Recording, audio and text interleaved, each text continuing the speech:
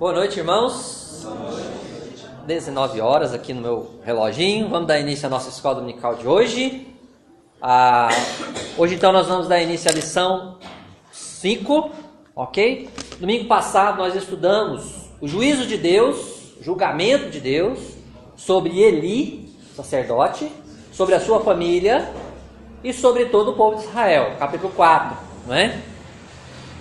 Até a gente falou aqui sobre o fato de Deus ter, entre aspas, dado a vitória aos filisteus, né, sobre os judeus, né?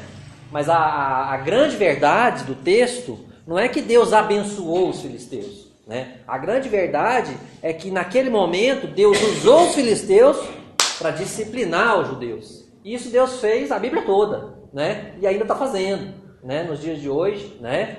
Às vezes usando povos inimigos, incrédulos, para disciplinar o seu povo, né? Agora, nos dois próximos capítulos, a lição de hoje, capítulos 5 e 6, Deus agora vai tratar com os filisteus. Agora sim, agora eu vou lidar com vocês, né? Um povo rebelde, um povo que rejeita a Deus, que é inimigo de Deus, tá? Então, sem perder muito tempo, abra a sua Bíblia comigo lá em 1 Samuel, capítulo 5. Hoje nós vamos ler 2 capítulos, tá? Vai ser breve, são poucos versículos, não são muitos, tá? Vamos lá, capítulo 5 de 1 Samuel.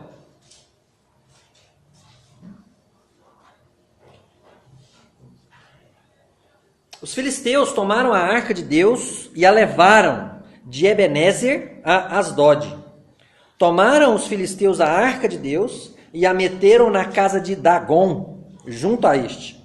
Levantando-se, porém, de madrugada os de Asdod, no dia seguinte, eis que estava caído Dagon com o rosto em terra, diante da arca do Senhor.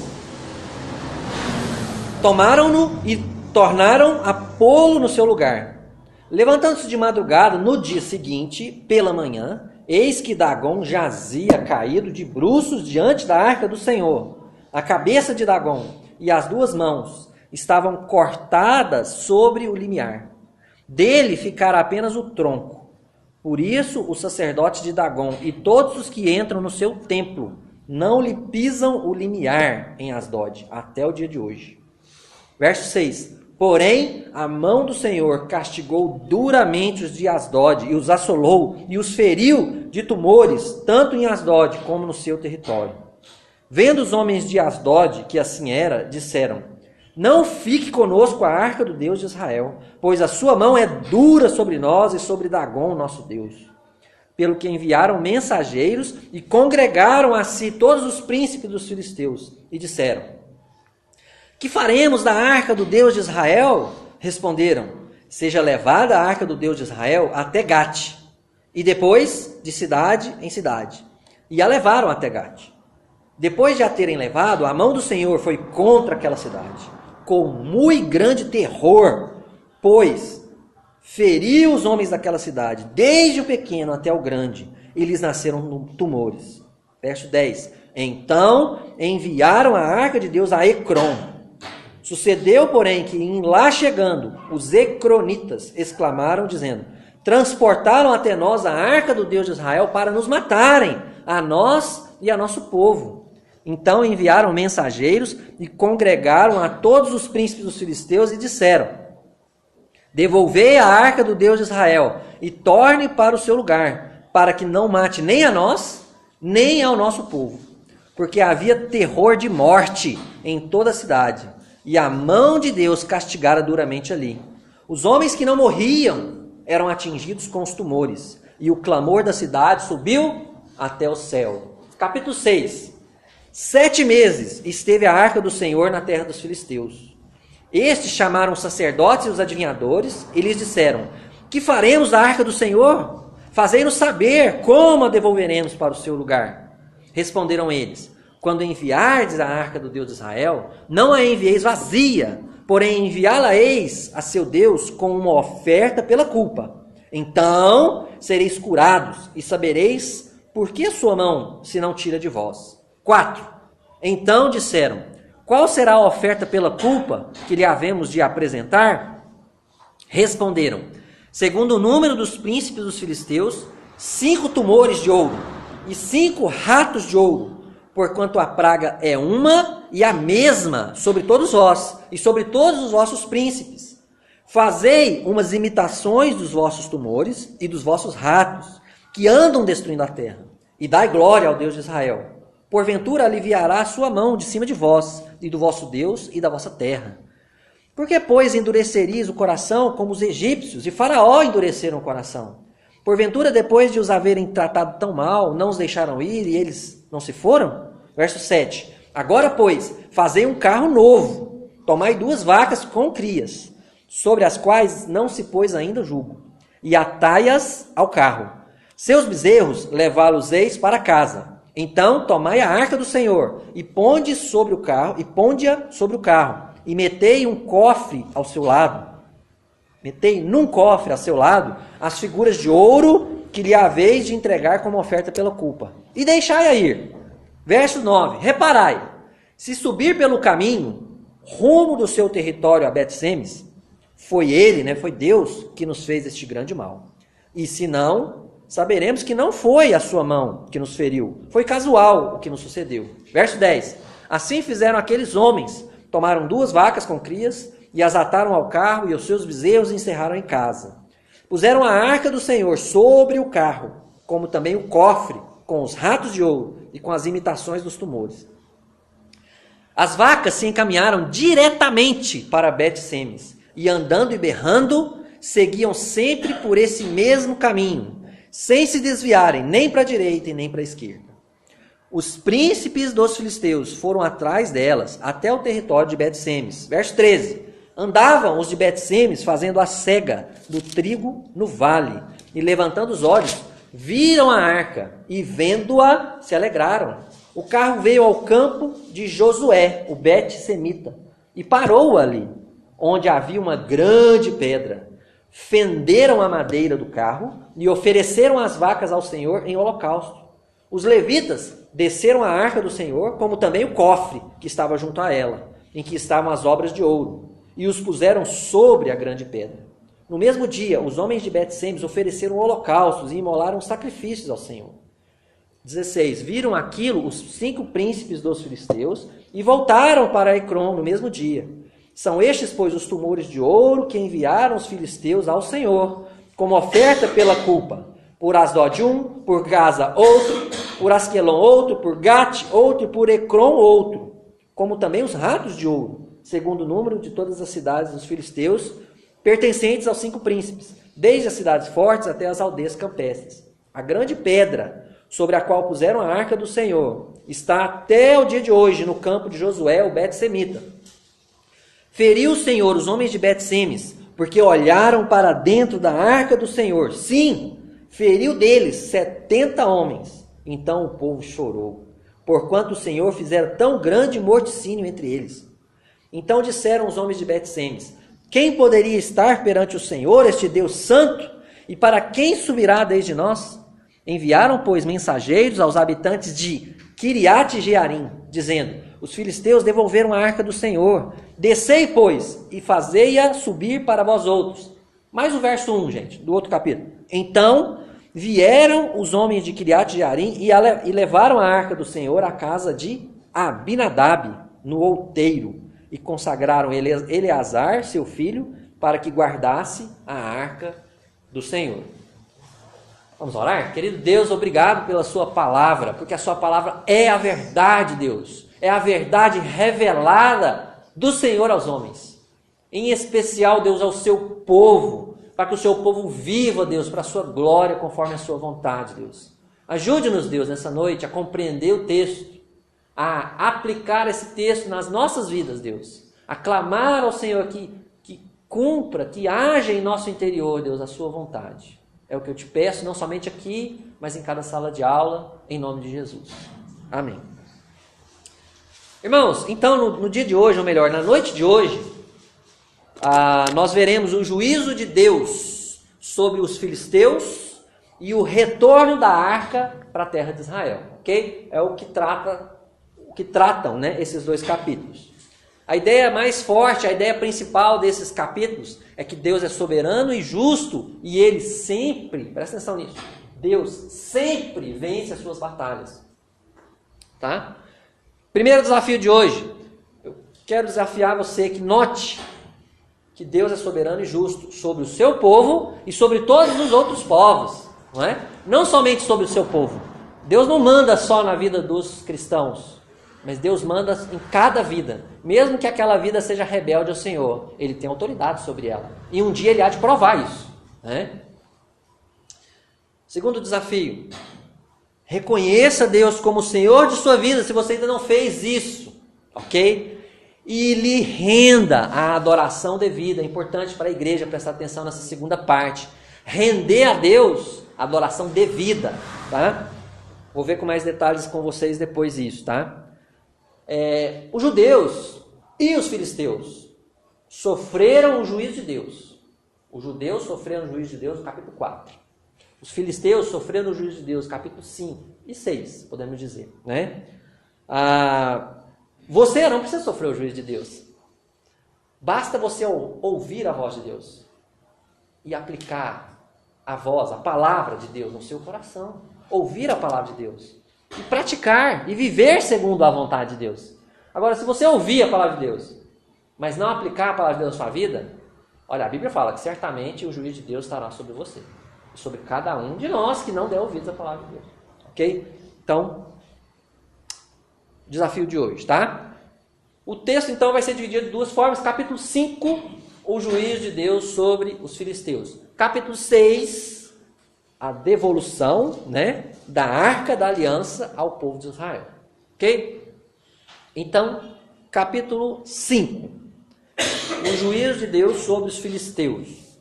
O primeiro trecho, os primeiros 5 versículos, eles vão falar que o Senhor, Ele julga Dagon. Dagon era o deus, ou um dos deuses dos filisteus. Os filisteus eram um povo que morava na margem ocidental de Israel, margeando o mar Mediterrâneo, né? Eles habitavam naquela região ali, ok? Então o que aconteceu? Eles venceram o povo de Israel, derrotaram o povo de Israel, no capítulo 4, certo? Capturaram, roubaram a Arca da Aliança e levaram a Arca da Aliança para onde? Para onde? A cidade chamada Asdod, uma cidade dos filisteus. E lá na cidade eles colocaram a Arca da Aliança onde? No templo do deus Dagon, do deus filisteu chamado Dagon. Né? E algumas coisas curiosas começaram a acontecer na primeira noite que eles colocaram a Arca da Aliança lá. O que aconteceu? Isso.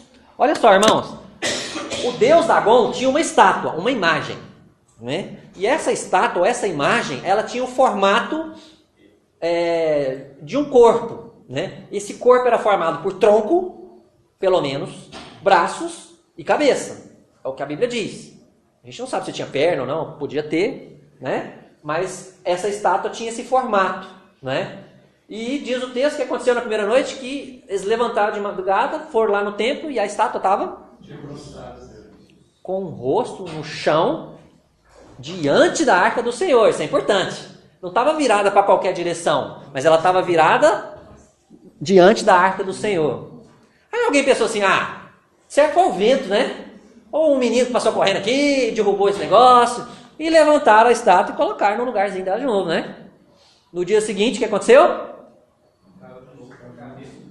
De novo, a Bíblia usa a palavra de bruços, né? E com um detalhe. Qual era o detalhe? Sem as mãos e a cabeça. E sem a cabeça. Aí não dá para ser um acidente, né, irmãos? Não dá para ser um vento, né? Não dá para ser uma criança, né? E diante da Arca do Senhor novamente. E os filisteus entenderam isso. Ficou claro que eles entenderam. A reação deles mostra que eles entenderam isso.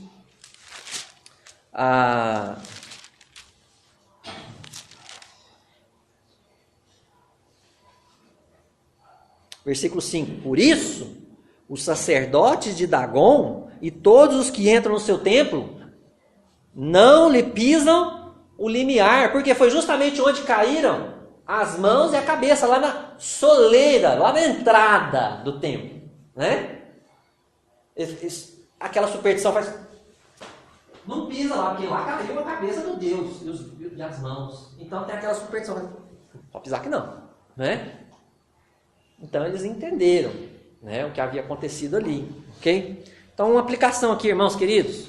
Embora o povo de Israel tenha sido derrotado, o Deus de Israel continua governando soberanamente essa terra. Não tem um Deus que é páreo com o Deus Todo-Poderoso. Aliás, não existem outros deuses, né? Porque esses outros deuses são invenções dos homens, né? Eles não são reais, né? Só existe um Deus verdadeiro, né? Amém? Até aí? Deus mostra também aqueles que são incrédulos, aqueles que não fazem parte do povo de Deus, né? Que quando o povo de Deus é derrotado,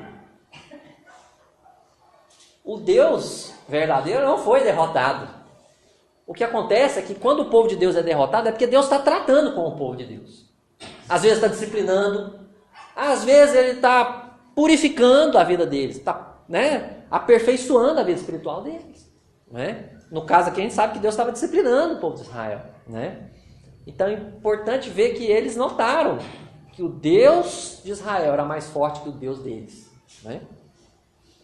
Amém?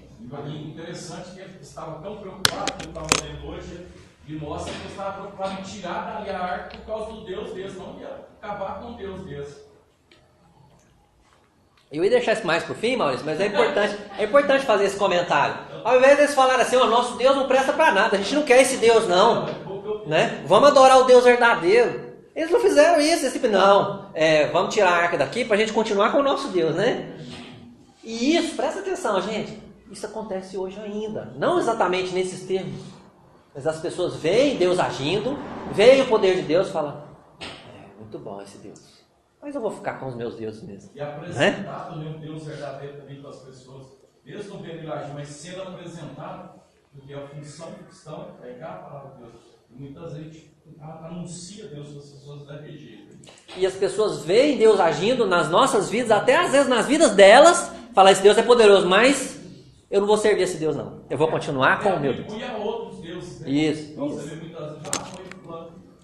Tá vendo? Essas são coisas atuais, né? São coisas que a gente pode aplicar. Ok? E aí então, depois de derrotar o Deus Dagon, né? De julgar, né, o Deus Dagon, Deus ele vai julgar os moradores das cidades dos filisteus. Ele começa com a cidade de Asdod, onde estava a arca, não é? E eles foram acometidos de quê, os moradores da cidade? Tumores. Versículo 6. Lê para mim, Carlos, por gentileza. Porém, a mão do Senhor castigou duramente os de Asdod, e os assolou, e os feriu de tumores, tanto em Asdod como no seu território. Porque Asdod era a cidade, vamos dizer assim, murada, né? E ao redor de Asdod tinha os vilarejozinhos que estava sob a jurisdição do governador de Asdod, vamos dizer assim, né? Do líder, do prefeito, governador de Asdod, da cidade-estado, né? Mas foi só tumor que apareceu ali, gente?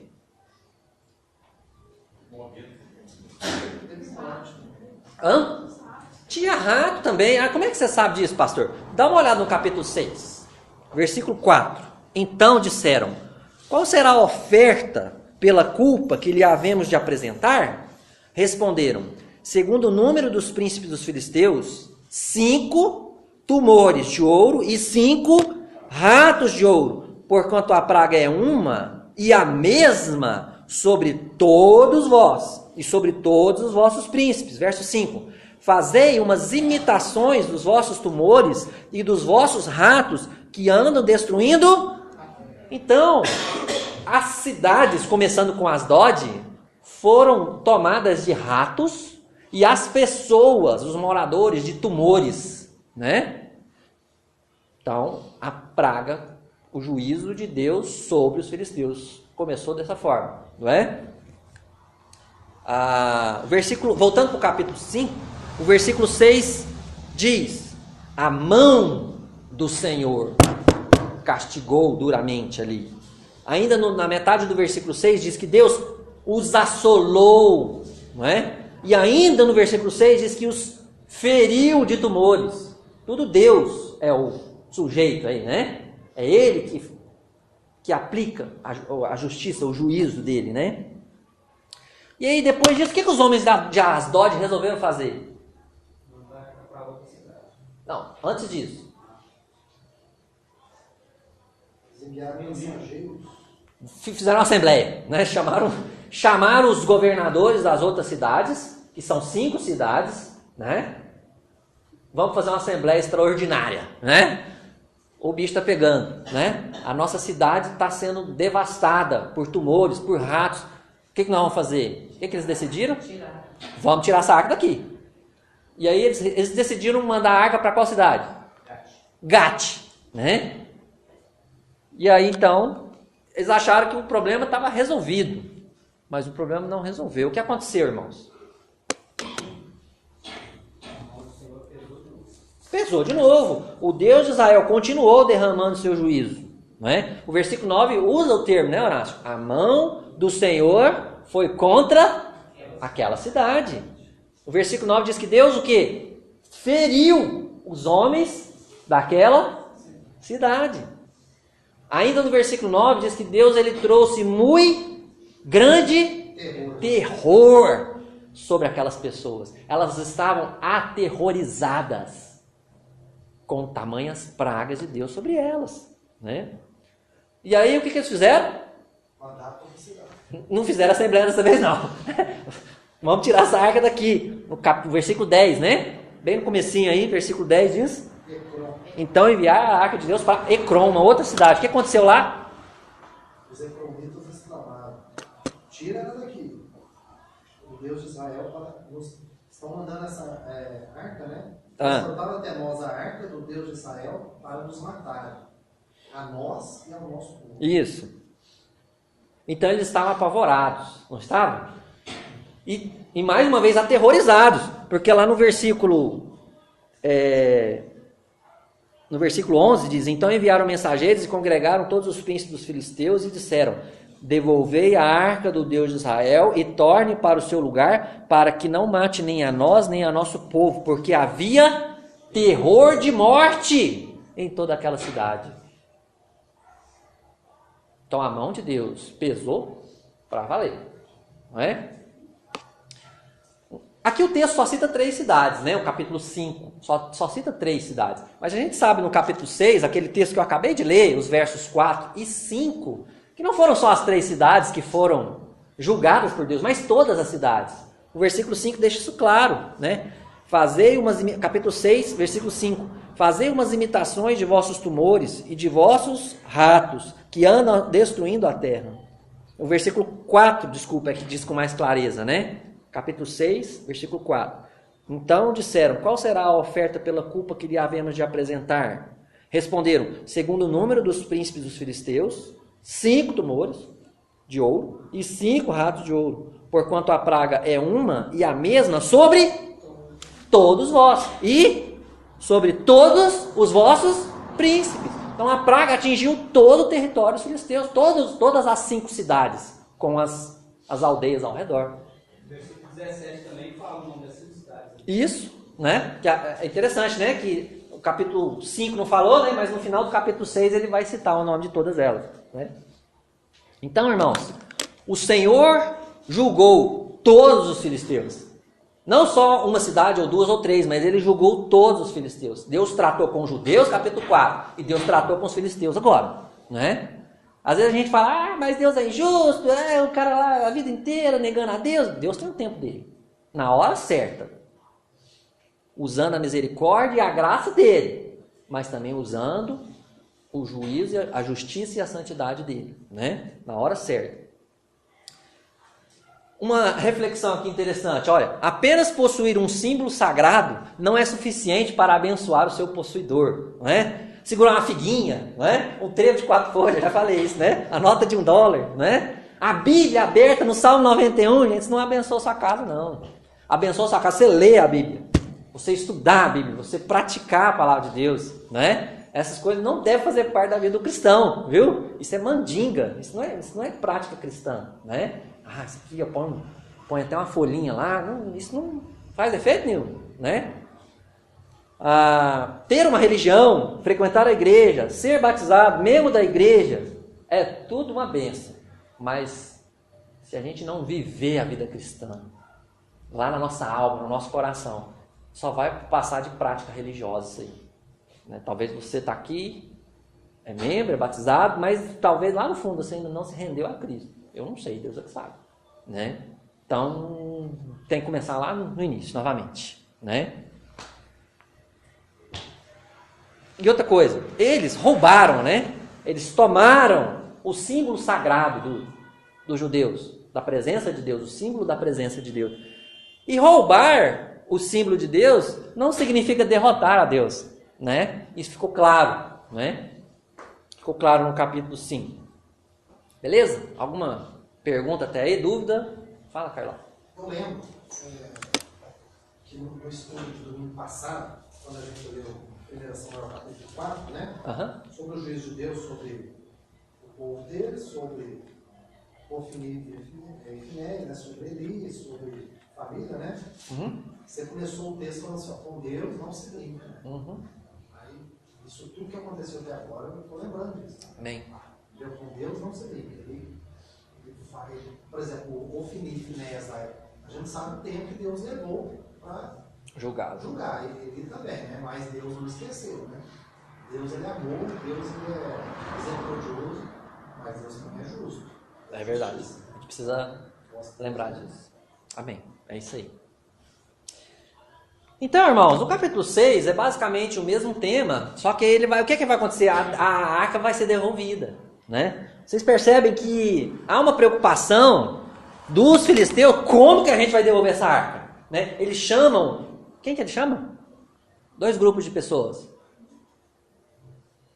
Para orientar, como que a gente vai devolver essa arca? Sacerdotes, adivinhadores, né? Quando você fala sacerdote, você pensa, nossa, eles chamaram a pessoa certa, né? Aí adivinhadores, né? Não chamaram a pessoa certa, né? Eles chamaram os líderes espirituais deles, né? Se é que eu posso usar esse termo, né? Os líderes religiosos deles, né? Os sacerdotes deles, né? Mas não do Deus verdadeiro, é claro.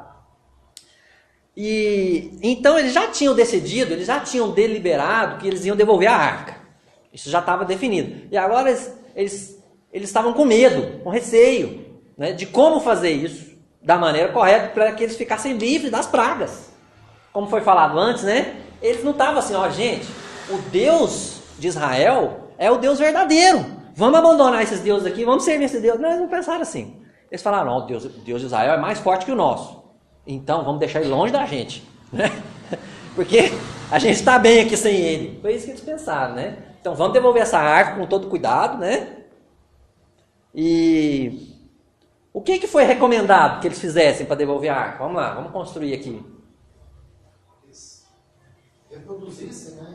5 ratos. A oferta. Era uma oferta pela culpa. Eles tinham que fazer 5 o quê? 5 ratos. 5 ratos e 5 tumores. A gente não sabe como é que é esses tumores, né, gente? Não adianta perguntar, tem que perguntar para o Senhor lá no céu, não tem jeito, né? Mas era uma imagem, uma estátua, uma representação do que era o que eles estavam sentindo, as doenças, as dores que eles estavam sentindo, né? Devolver a arca vazia. Não devolve a arca vazia, não, tem que levar com alguma oferta. E de ouro, certamente não foi barato, foi caro, né? E tinha umas questões aí com as vacas também que eu puxava. Né? Quantas vacas tinha, gente? 2 vacas. Essas vacas não podiam o quê? Elas nunca podiam ter feito serviço. Nenhum trabalho de colocar o jugo entre elas, né? Além disso, elas tinham que ter o quê? Crias, bezerrinhos, né? E aí, a carroça ou o carro tinha que ser novo, não podia ser usado, né? Eles tinham que fazer um carro novo, uma carroça nova. Amarrava as 2 vacas, guardava os bezerrinhos. E por mais que fosse tão evidente o juízo de Deus, alguns ainda duvidavam, né? Falaram, vamos fazer um teste? Porque, né? A gente vai pegar os bezerrinhos e deixar longe das vacas. Se as vacas seguirem direto o caminho, porque a fronteira ficava a cerca de 13 quilômetros, a terra de Israel, a cidade de Bet-Semes, ficava 13 quilômetros de Ecrom, era muito perto. E eles foram acompanhando as vacas atrás, né? Vendo. Então, se as vacas chegar lá, na direção oposta aos seus bezerros, e juntar duas vacas que nunca trabalharam juntas com jugo, então é Deus mesmo que está fazendo, né? Porque elas não iam dar conta de fazer isso. Fugir dos bezerrinhos delas, ir para longe dos bezerrinhos delas, né? E foi de fato o que aconteceu. Foi isso?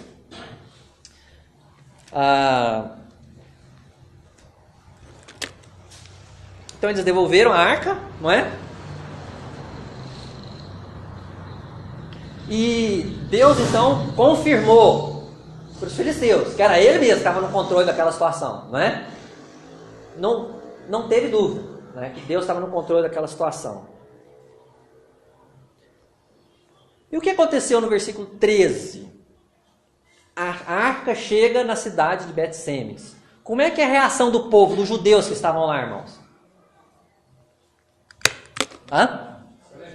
Alegria! Eles se alegraram. Alguém lê para mim o verso 13, por favor.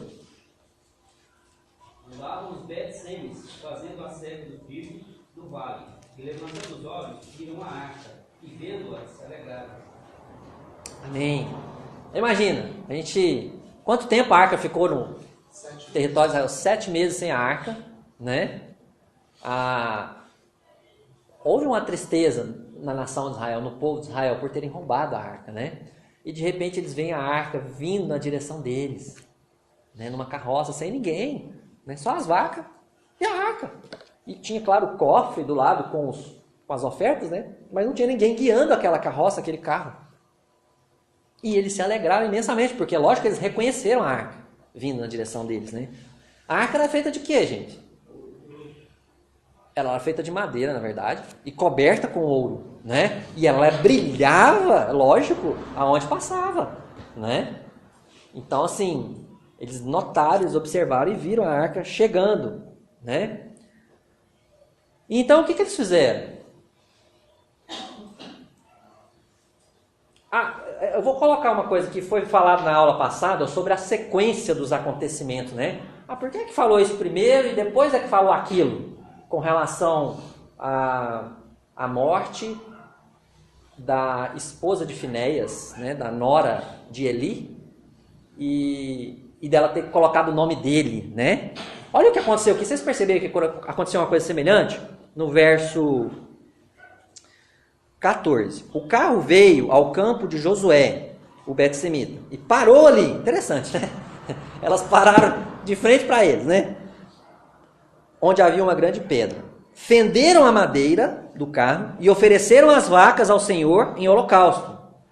15. Os levitas desceram a arca do Senhor, como também o cofre que estava junto a ela. Gente, mas é lógico que eles desceram a arca antes de derrubar cortar o carro, a carroça, né?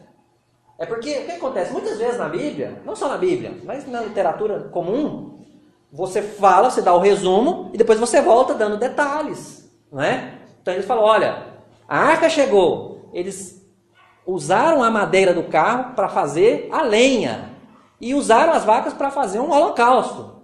Só que antes disso, eles tiraram a arca da aliança de cima do carro, e o cofre também em cima do carro, e colocaram em cima da pedra, a grande pedra que estava lá. Então, isso acontece algumas vezes na Bíblia, ok? Dessa inversão, né? Só comentando aqui, para a gente acostumar com isso, ok? Não, com certeza não. Vou falar um pouco sobre isso depois. Peraí. Foi grande a festa que eles fizeram, né? Versículo 15, final do versículo 15, fala que eles fizeram o que, irmãos?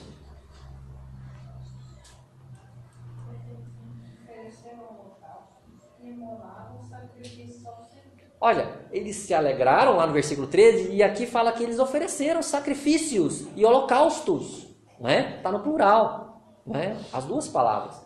Então, foi uma festa de adoração a Deus. Eles se alegraram pelo retorno da arca, né? E depois o texto vai falar que os levitas viram tudo aquilo, os filisteus observaram tudo aquilo, ficaram satisfeitos e foram embora para casa, né? Os versículos 16 até o 18. Viram aquilo 5 príncipes dos filisteus. Olha que tinha uma caravana lá, né? Observando. E voltaram para Ecrón no mesmo dia. E aí vai falar os nomes das cidades, como o Horácio bem falou, né?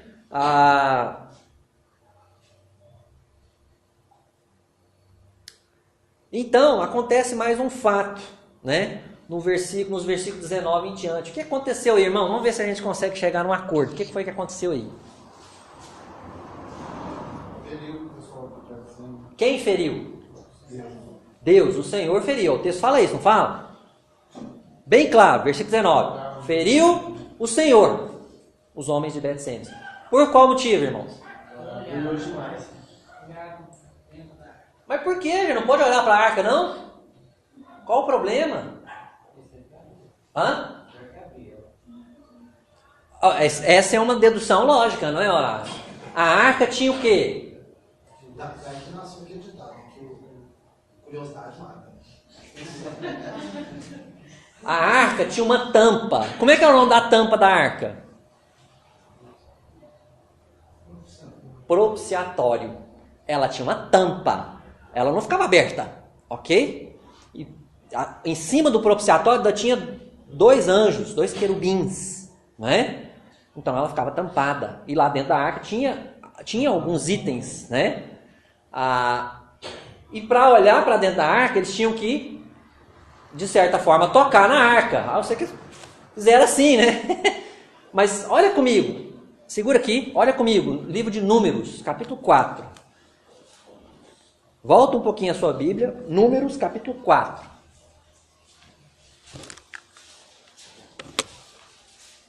Números, capítulo 4.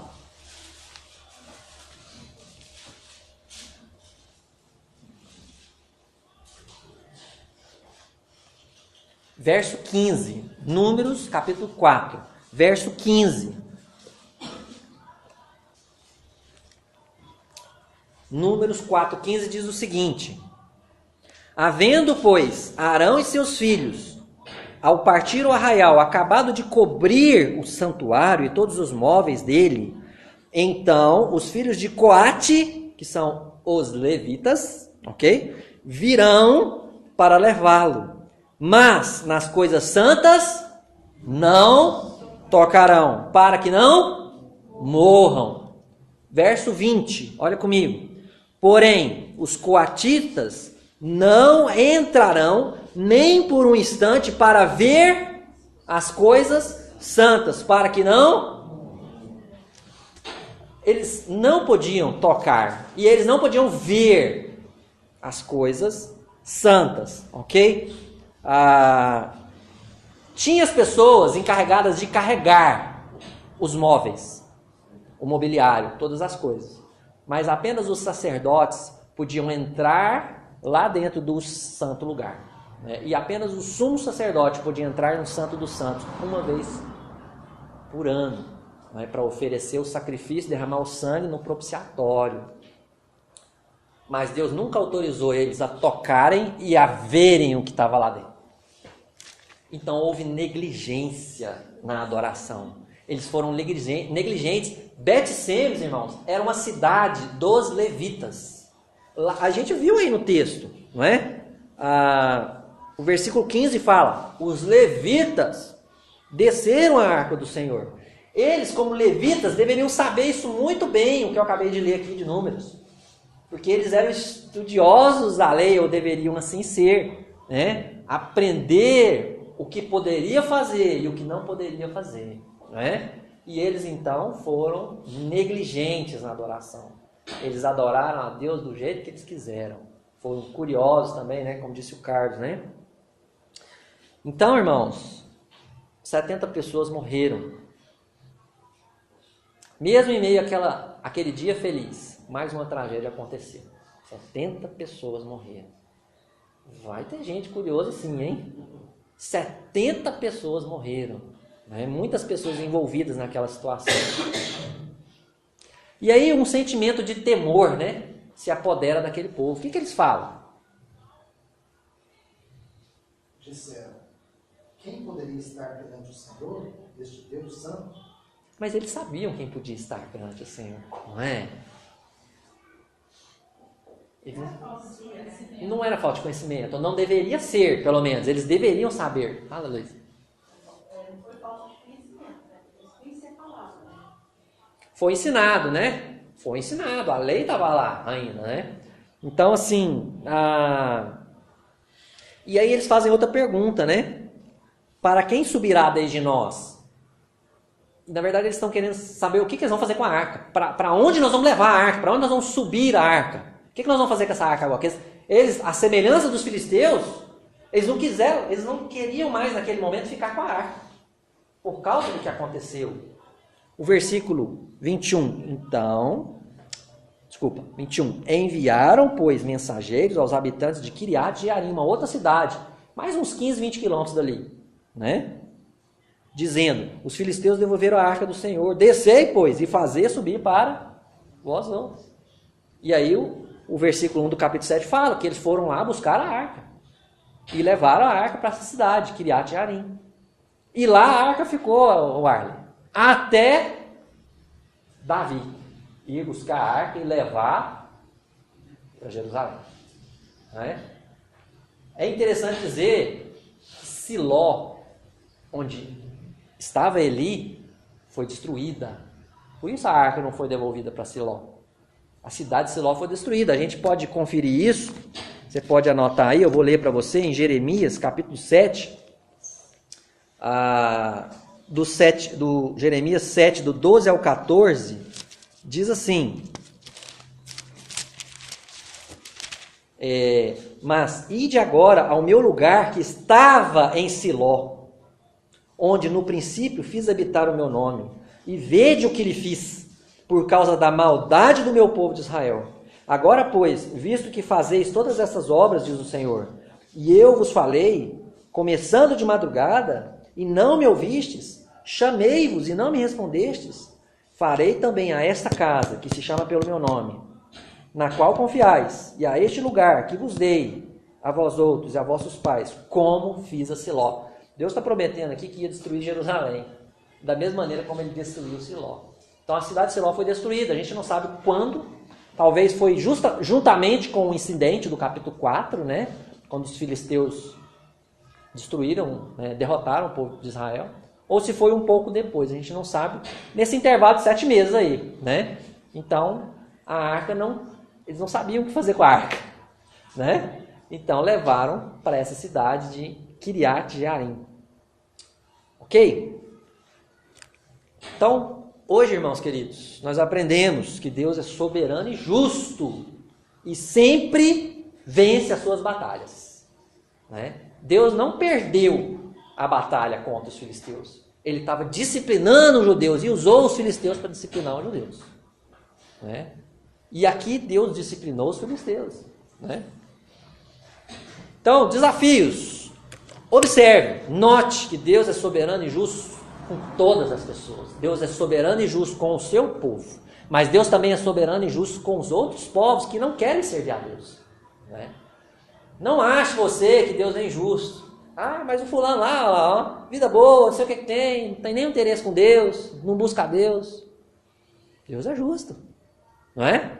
Eu sugiro que você ore pela vida dessas pessoas, que você evangelize essas pessoas. Mas um dia Deus vai tratar com cada um, né? Com sua justiça. Deus ele tratou com Israel e Deus tratou com os filisteus, não é? Então, irmãos, e eu quero desafiar você que está aqui, talvez ainda não reconheceu Deus como Senhor e Salvador de sua vida, né? Não faça como os filisteus. Ó, esse Deus é santo e poderoso, mas eu não quero ele perto de mim não, né? Ele fica lá, eu fico aqui, tá bom para mim. Não. Porque no final vai ser morte e destruição para a sua vida. Porque o salário do pecado é a morte. Mas no dia de hoje, o que a gente mais ouve falar é desse tipo de coisa. Ah, não, quando a igreja não existe, vai mais na gente. Só dizer que é a igreja. A igreja não existe. Quando a igreja não existe, mais na gente. Então, dê ouvidos. Se você está aqui e talvez não entregou a vida para o Senhor Jesus, faça isso hoje. Não deixe para amanhã. Amanhã pode ser tarde, né? Segunda aplicação. Olha para o episódio que aconteceu lá em Bet-Semes. Você que é cristão, você que já rendeu sua vida nas mãos do Senhor, né? Eu quero desafiar você, não é? A dar a Deus a adoração que Ele merece, né? Conforme Ele explicou na sua palavra. Tiago 4,17 diz: portanto, aquele que sabe que deve fazer o bem e não faz, nisso está pecando.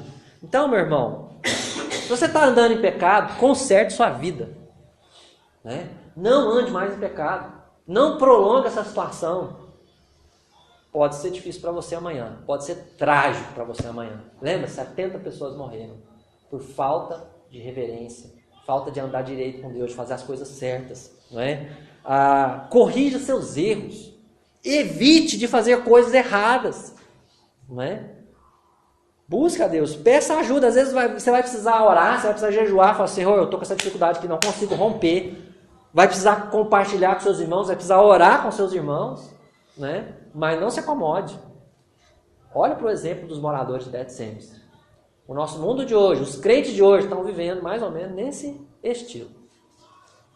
Tá bom assim, né? Mas não tá bom assim não. Ok? Vamos orar? Querido Deus, muito obrigado por esse texto de hoje que foi maravilhoso, Deus. Obrigado porque nós vimos como o Senhor trata aqueles que te rejeitam. E nós vimos também como o Senhor trata o seu povo quando ele ignora, Deus, despreza, Deus, as orientações que o Senhor dá na sua palavra. Nós vimos que o Senhor deu o justo e que o Senhor há de aplicar a sua justiça, Deus, a todos. E eu te rendo graças, eu te adoro, Deus, pela sua justiça. E eu clamo a tua misericórdia sobre nós, Deus, porque não somos capazes de agradar o Senhor, Pai. Mas eu peço, Deus, que no poder do Espírito Santo do Senhor, Pai, o Senhor nos revista de graça, para que a gente possa andar conforme agrada o Senhor, Pai. Que o Senhor mova, Pai, os nossos corações, as durezas dos nossos corações, Deus, para que a gente tenha o desejo de fazer a sua vontade, Pai, não a nossa vontade. Em nome de Jesus, Pai. Amém. Então, domingo que vem a gente vai para o capítulo 7, ok? Se Deus permitir.